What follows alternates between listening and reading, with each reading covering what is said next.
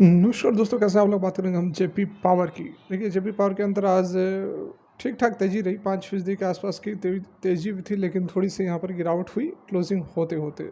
बड़ी खबर निकल कर आ रही है जेपी पावर के लिए। क्या स्टॉक 10 गुना हो सकता है? सारा कुछ समझेंगे, जानेंगे इस वीडियो में। रिक्वेस्ट है, वीडियो अच्छी लगे लाइक ज़रूर करें, इससे हमें मोटिवेशन मिलता है। चैनल को सब्सक्राइब कर ले दिया, फर्स्ट टाइम विजिट करें तो जेन्युइन कंटेंट के लिए अभी कभी सब्सक्राइब कर ले, रेड वाले बटन पर प्रेस करके।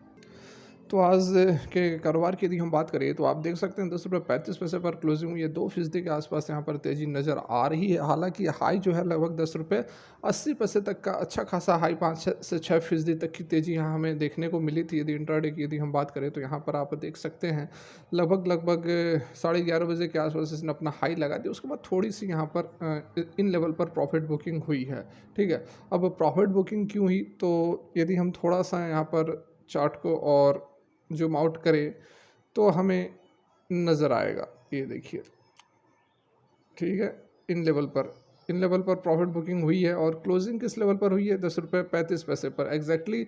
एक जो रेसिस्टेंस का जोन है यहाँ पर देखो आप, ठीक है, यहाँ पर भी क्लोजिंग हुई है। आज से कब की बात है ये?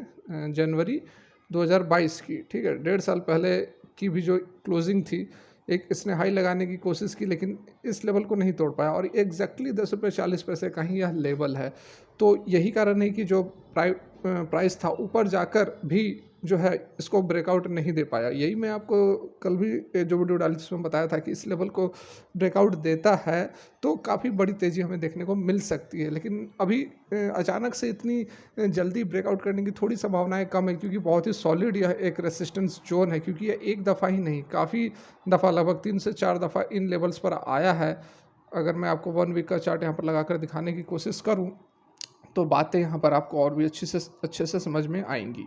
यहाँ पर आप देख सकते हैं कि काफ़ी दफ़ा, ठीक है, काफ़ी दफ़ा इसने कोशिश किया है इन लेवल्स को तोड़ने की, लेकिन अभी तक तो यह सक्सेसफुल नहीं हो पाई है। अगर हम बात कर ले एटलीस्ट 2013 से, 2013 नहीं, कौन सा ये है, 2015 से, ठीक है। 2013 के पहले तो ऊपर था ही, ये लगभग 27 रुपये का हाई लगाया था, लेकिन 2015 के बाद जब इसने इन लेवल्स को तोड़ा, ठीक है, इन लेवल्स को तोड़ा, उसके बाद 15 से लेकर आज तक 2023 हो गए, 5 और 3 8 साल, 8 साल हो गए इन लेवल्स को यह नहीं तोड़ पाया। ठीक है, देखो काफ़ी दफ़ा इसने प्रयास किया, यहाँ भी प्रयास किया, 2018 में नहीं तोड़ पाया, नीचे आ गई। फिर इसने इस 2022 में प्रयास किया, नहीं तोड़ पाया, नीचे आ गई। फिर अब अगेन 2023 में इसी लेवल्स को यह तोड़ने की कोशिश कर रहा है। तो काफ़ी सालों का यह एक रेसिस्टेंस का जोन है, तो सॉलिड रेसिस्टेंस है, तो इस कारण से थोड़ा सा यहाँ पर समय लग सकता है। लेकिन उसके बावजूद जो है स्टॉक के अंदर हमें पॉजिटिविटी तो डेफिनेटली दिख रही है।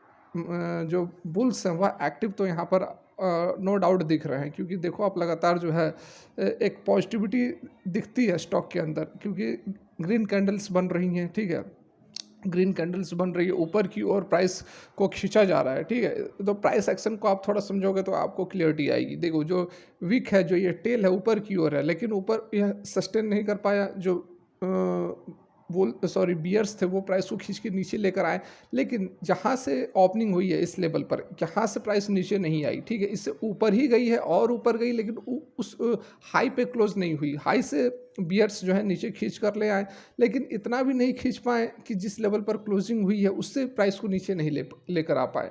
मतलब कि यहाँ पर बियर्स एक्टिव तो हुए, हाइयर्स लेवल पर हुए, रेसिस्टेंस के जोन पर हुए, लेकिन इतना भी ज़्यादा एक्टिव नहीं थे कि वह अपने ओपनिंग प्राइस से भी नीचे लेकर आ जाए। मतलब यह हुआ कि यहाँ पर स्ट्रेंथ नज़र आ रही है। जो बुल्स हैं वह ज़्यादा एक्टिव है कंपेयर टू बियर्स। तो अभी एक्सपेक्टेशन है कि इस लेवल को तोड़ेगा, लेकिन थोड़ा सा यहाँ पर कंसोलिडेट कर सकता है, थोड़ा सा जो है समय ले सकता है। लेकिन यदि समय लेकर भी यह तोड़ता है तो अच्छी बात है। ठीक है, समय यदि व्यतीत करता है इस लेवल पर तो एक जो ब्रेकआउट होगा वह सही होगा, फॉल्स ब्रेकआउट जिसको हम बोलते हैं वह नहीं होगी। तो डेफिनेटली यहाँ पर बढ़िया हमें जो देखिए वॉल्यूम्स भी लगातार बढ़ते हुए आपको नज़र आ रहे हैं। ठीक है, लगातार आप देखो तो वॉल्यूम्स भी हैं वह बढ़ते हुए नज़र आ रहे हैं। आज लगभग 467 मिलियन, मतलब ये 46.7 करोड़ के आसपास की यहाँ पर ट्रेडिंग हुई है। और यदि हम इसके डिलीवरी परसेंटेज की बात करें तो यहाँ डिलीवरी परसेंटेज की यदि बात करें तो 45 करोड़ की जो ट्रेडेड क्वांटिटी है उसमें से 10 करोड़ के आसपास की है, 10 करोड़ 80 लाख के आसपास की जो है वह डिलीवरी उठाई गई है। मतलब कि लगभग यहाँ पर 24% के आसपास की जो है डिलीवरी उठाई गई है, जो कि ठीक है, डिसेंट है। यहाँ पर एनीथिंग अबव 15-20% इसको एक अच्छा कंसिडर माना जाता है कि बाइंग्स जो है वह निकल कर आ रही है निचले लेवल से, तो आने वाले समय में एक तेज़ी हमें देखने को मिल सकती है। बात करें जो अपडेट निकल कर आ रही है, तो यहाँ पर आप देख सकते हैं जो बड़ी अपडेट निकल कर आ रही है अभी-अभी की, उसमें बताया गया है कि रेलवे को चाहिए डबल करने के लिए किसका, coal transportation capacity to meet power demand by 2030। ठीक है, अब यहाँ पर देखो 2030 तक जो पावर डिमांड है उसको मीट करने के लिए कोल कैपेसिटी, जो कोल ट्रांसपोर्टेशन है उसको 2 टाइम्स करना है। ठीक है, 2 टाइम्स करना है। इसका मतलब क्या हुआ कि अभी जो डिमांड चल रही है वो रिन्यूएबल एनर्जी से पूरा नहीं हो सकती है। रिन्यूएबल एनर्जी का जो टारगेट रखा गया 500 गीगावाट का रखा गया, उसको अचीव करना है, लेकिन जो हमारी ज़रूरत है, जो हमारी रोज़मर्रा की रिक्वायरमेंट है, उसको पूरा करने के लिए 2030 तक अभी जो पावर जो कोल ट्रांसपोर्टेशन होता है उसको डबल करना है। ठीक है, इंडस्ट्रीज़ को दोगुना करना। और अभी मैं आपको बता दूं कि एट प्रेजेंट जो हमारी टोटल पावर जनरेशन है उसमें कोल का जो कंट्रीब्यूशन है वह 50% और बाकी अदर आप ले लो रिन्यूएबल वगैरह, सोलर, विंड, बायोगैस, जो भी अदर सोर्सेस हैं उससे 50% होता है। तो जो कोल की जो डिपेंडेंसी है वह इतनी जल्द समाप्त नहीं होने वाली है। एटलीस्ट 2030 तक तो यह चीज़ पॉसिबल नहीं है। अभी 10 साल, 15 साल, 20 साल भी आपको लग जाएंगे कोल से जो है डिपेंडेंसी कम करते करते। अभी जो हमारा मैक्सिमम जो फोकस है वह कोल के ऊपर ही है, कोल के प्रोडक्शन के ऊपर ही है। और जेपी पावर जो है वह एक लीडिंग थर्मल पावर ऑपरेट करता है, जिसको की ज़रूरत होती है कोल्स के थ्रू बहुत ज़बरदस्त यहाँ पर इलेक्ट्रिसिटी प्रोवाइड कराने का काम करता है। उसके साथ में हाइड्रो पावर में भी बहुत अच्छी पकड़ है प्राइवेट सेक्टर के अंदर। One of the largest hydro power plant है जेपी पावर का, तो इससे बहुत ज़बरदस्त यहाँ पर इम्पैक्ट होने वाला है। यहाँ पर यदि आप देखो क्या कुछ the Indian railway need to almost double its coal transportation capacity from the current, जो कि एट प्रेजेंट 660 मिलियन टन है, उसको 1200 मिलियन टन करना पड़ेगा 2030 तक to meet growing energy demand. A study by the research unit of the national transporter has said. ठीक है, correction. The report prepared by the Traffic Transportation and Business Research Unit of Railway has also recommended the construction of 2 proposed east-west, जो भी यहाँ पर corridor वगैरह बनाने की भी बात चल रही है, किस लिए, to ensure the smooth flow of coal to the thermal plants. ठीक है, थर्मल प्लांट्स तक जो है अच्छे से यहाँ पर स्मूथ फ्लो हो सके, उस चीज़ को पूरा करने के लिए ज़रूरत है अभी अलग से कॉरिडोर बनाने के लिए। ये बात जो है पूरी की पूरी चल रही है अभी कोल ट्रांसपोर्ट को बढ़ावा देने के लिए, ताकि जो कम से कम हमारा जो रिक्वायरमेंट है उसको तो पूरा करना ही होगा। ऐसी बात नहीं है कि हम रिन्यूएबल एनर्जी के डिपेंडेंसी के ऊपर जो हमारी ज़रूरत है जितनी पावर जनरेशन की उसको भी हम पूरा ना करें, ऐसा तो होगा नहीं।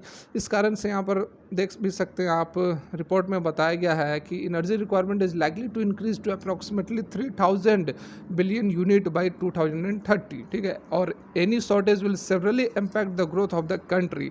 बिल्कुल, आप जैसा कि मैंने अभी आपको समझाया, जो बताया कि कोई भी यदि शॉर्टेज होती है तो वो डायरेक्टली किसको इम्पैक्ट करेगी, तो जो नेशन का जो ग्रोथ हो रहा है उसको यहाँ पर इम्पैक्ट कर सकता है। ठीक है, which can lead to the shortage or outage of all sectors including manufacturing, agriculture and transportation by 2030. Considering this, while the national rail plan had projected coal requirement of 1547 mt by 2030, तो बहुत ही यहाँ पर बिल्कुल आप देख सकते हैं ज़बरदस्त अपडेट निकल कर आ रहा है, जिससे कि जेपी पावर जैसी कंपनियों को बेनिफिट मिलने वाला है। करेंटली जो है 75% of the energy production is from the thermal source.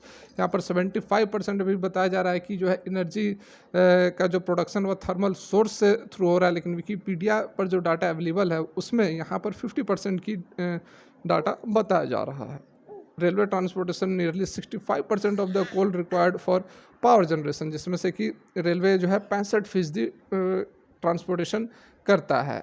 बिल्कुल यहाँ पर ज़बरदस्त अपडेट्स निकल कर आ रहे हैं जो कि डेफिनेटली बेनिफिट कर सकता है। As per report by 2030 the ratio is likely to balance out 65% thermal to 35% non thermal. तो अभी देखिए 2030 तक का ये डाटा बता रहा है, लेकिन इतना अभी जो हमारा कोल के ऊपर, थर्मल पावर के ऊपर डिपेंडेंसी इतना नहीं है जो कि 75% बता रहा है।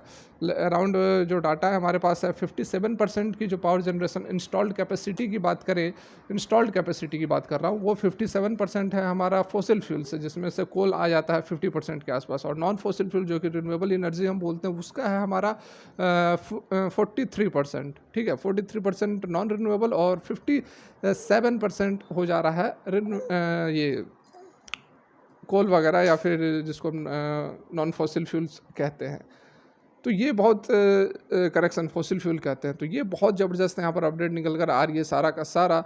बिल्कुल यहाँ पर इम्पैक्ट हमें देखने को मिल सकता है जेपी पावर के ऊपर, और आप वेट करें, बहुत ही जल्द जेपी पावर भी अच्छा खासा रिटर्न आपको कमा कर दे सकता है। तो फिलहाल के लिए वीडियो यहीं तक अच्छी लगी हो लाइक करें। Thanks for watching, have a good day.